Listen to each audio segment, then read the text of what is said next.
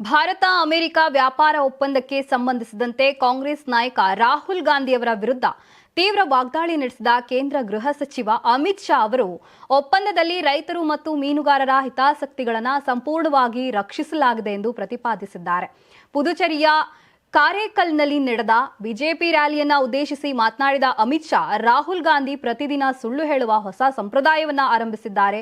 ಜೋರಾಗಿ ಸುಳ್ಳು ಹೇಳುವುದು ಮತ್ತು ಅದನ್ನ ಪುನರಾವರ್ತಿಸುವುದು ರಾಹುಲ್ ಗಾಂಧಿಯವರ ಪಾಲಿಸಿ. ಆದರೆ ಜನರು ನಿಮ್ಮದು ಸುಳ್ಳು ಉತ್ಪಾದನಾ ಕಾರ್ಖಾನೆ ಎಂದು ಗುರುತಿಸಿದ್ದಾರೆ ಅಂತ ಟೀಕಿಸಿದ್ರು. ಎಫ್ಟಿಎ ಮತ್ತು ಸ್ಪಷ್ಟವಾಗಿ ಭಾರತ ಅಮೆರಿಕ ವ್ಯಾಪಾರ ಒಪ್ಪಂದದಲ್ಲಿನ ನಿಬಂಧನೆಗಳನ್ನ ಎಚ್ಚರಿಕೆಯಿಂದ ಅಧ್ಯಯನ ಮಾಡಬೇಕು ಮತ್ತು ಪ್ರಧಾನಿ ನರೇಂದ್ರ ಮೋದಿ ಅವರನ್ನ ಭಾರತೀಯ ರೈತರು ಮೀನುಗಾರಿಕೆ 100% ರಕ್ಷಣೆಯನ್ನ ಖಚಿತಪಡಿಸಿದ್ದಾರೆ. ದಿವಂಗತ ಮನಮೋಹನ್ ಸಿಂಗ್ ನೇತೃತ್ವದ ಯುಪಿಎ ಆಡಳಿತದಲ್ಲಿ ರೈತರ ಹಿತಾಸಕ್ತಿಗಳನ್ನು ಮಾರಾಟ ಮಾಡಲಾಯಿತು ಎಂದು ಅಮಿತ್ ಶಾ ಆರೋಪಿಸಿದರು.